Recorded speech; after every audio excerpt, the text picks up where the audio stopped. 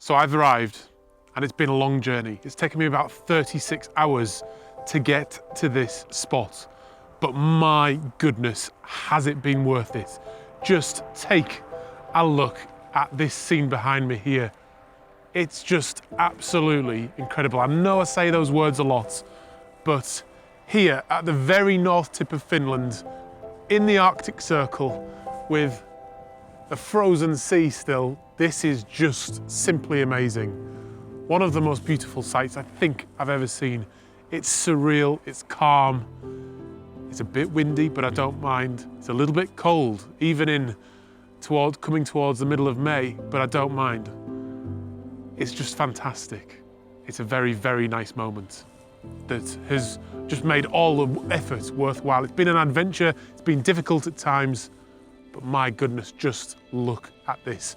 I'm right at the north tip of Finland at the moment. You've got the biggest mountain in Finland just there. You've got Sweden just across the water behind me there. And then off just in that little gap in the hills there is Norway. So it's a fantastic spot in the Nordics, right high up in the Arctic Circle. What I'm going to do is, just from this very spot, I have found what I think will be 3 really nice compositions that are going to work well together. They'll be edited similar, and I'm going to take them and combine them and print them into a piece of work which will just make this trip worthwhile. It will tell the story of this area, and I think it'll be pretty good. So I am actually set up for my first shot. I have the Canon 16 to 35mm lens on there, and I am I'm at 24mm actually. So I just want to capture this impressive scene behind me, which just looks fantastic at the moment. The light is quite flat, but it's beautiful light. But over in the distance there, I've actually got some sun pushing its way through the clouds to brighten that background up a bit. The mountains look stunning with that sort of melting snow just on the peaks still.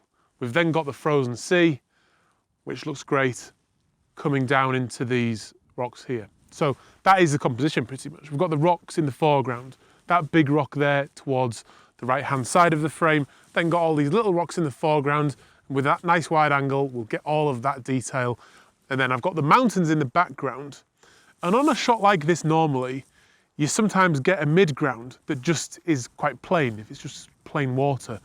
But because I have the edge of the ice just here, which is composed into the center of my frame, which acts as the mid-ground of the image, you've got that kind of layered detail in that ice, and it just looks absolutely fantastic. Settings-wise, I have played around with a circular polarizer on the front of the lens, but I actually like the reflection because it kind of balances the exposure and balances the image actually in terms of brightness from the foreground. Because when I'm using the polarizer, it sees through that glare and it just looks too dark. So I actually quite like the completely bright image from top to bottom. What I am going to do though, I think, is put a 10-stop filter on. The only reason for that is to just smooth out a few of the very small ripples that are in the water in the foreground.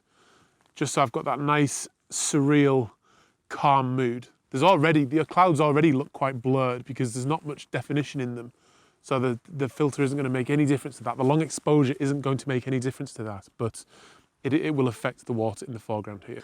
Okay, so let's put the filter on the front here. With this on, I'm going to need a 30-second exposure, so I don't need a timer or anything like that. I'm just going to ramp the shutter speed up to 30 seconds. There we go. The 2-second timer is on, so I'm ready to shoot. So we just need to wait 30 seconds and then we'll take a look at that. Oh, that is just lovely. Absolutely lovely. It's a classic landscape shot. You've got that foreground interest, you've got the midground interest, and then you've got the stunning mountains in the background with the interesting light on them as well. One thing I love about this as well is that I've got Finland in there, I've got Norway in there, and I've got Sweden in there. So I've got 3 countries in one photograph. I'm not sure there are many other places in the world where you can do that. There's probably a few, but this is certainly a spectacular one. Yes, I love it when the effort pays off. It just makes it all worthwhile. There are times when it's on a knife edge when you're not sure it's going to work out, but when it does, yes.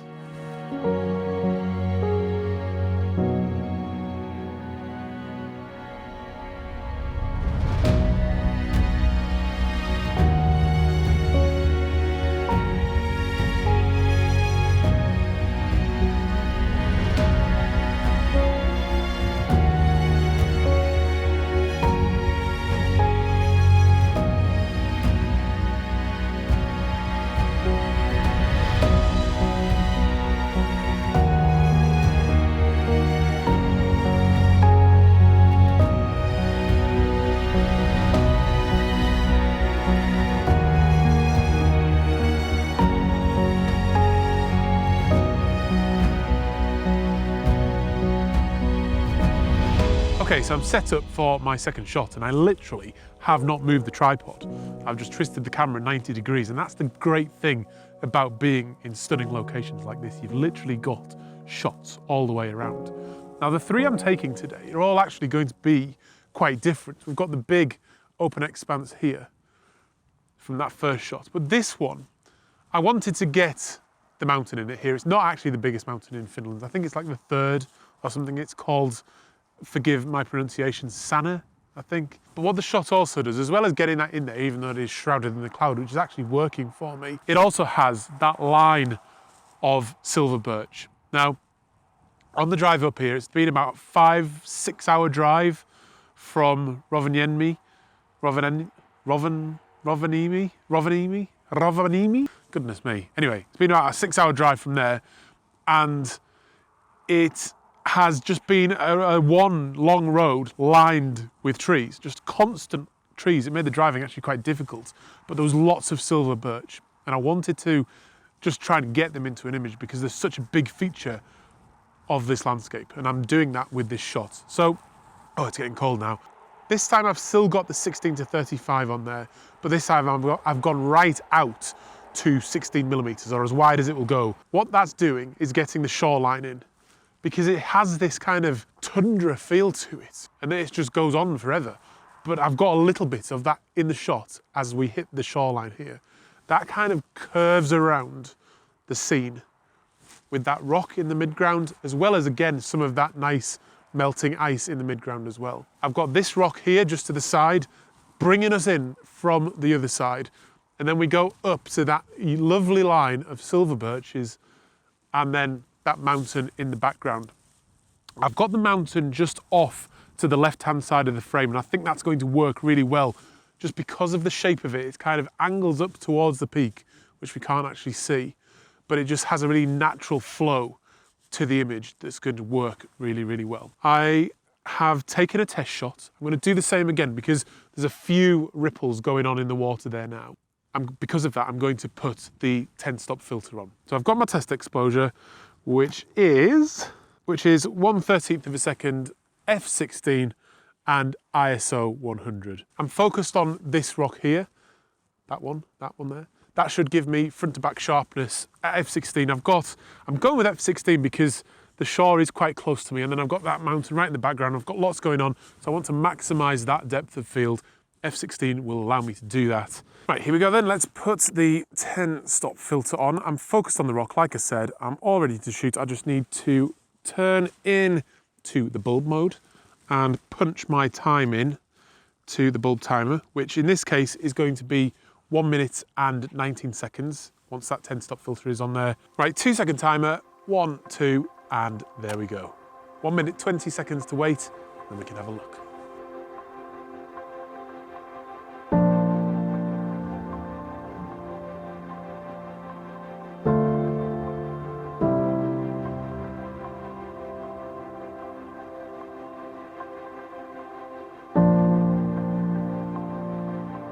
For this shot, I want to do a vertical because I think with the 3 shots together, that will work really well as you put them side by side.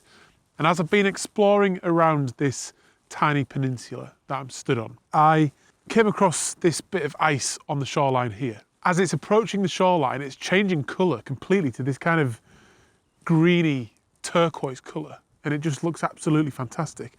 I then still have some snow here as well, close into the shore. And with these rocks here, it just is going to look great as an image.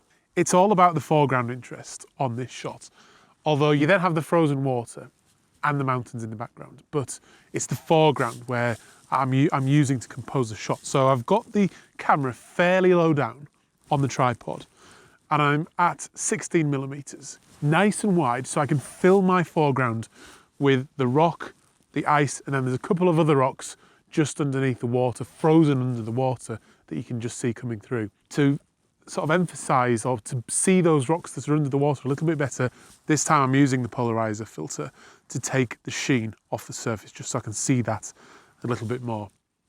So with the line of rocks you can see here, that's just leading me round up the image with those nice shapes going through the image. You then have the interesting shapes of the snow and the ice and the frozen water up into the mountains. It's just a really nice image made up of different shape to guide you and to walk you through the image. So I'm really happy with it. Settings wise, I'll just get down on one knee. Settings wise, I'm at f16 because I've got stuff quite close to the lens. I want to make sure I get that in focus. I'm at 1/3 of a second, ISO 100, 2-second timer, focusing on the nearest rock. And I think that looks pretty nice. Very straightforward, but a really nice shot. Right, so stick around till the end to see that, but this has been fantastic. That feeling of well-being you get when everything comes together, everything pays off. It just makes it all worthwhile and it feels great. Just so I've got my facts right, this is a river, it's not the sea. I'm not even going to attempt to say the name of it. I'll put it up on the screen.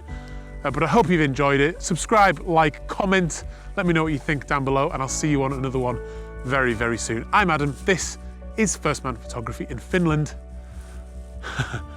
Out.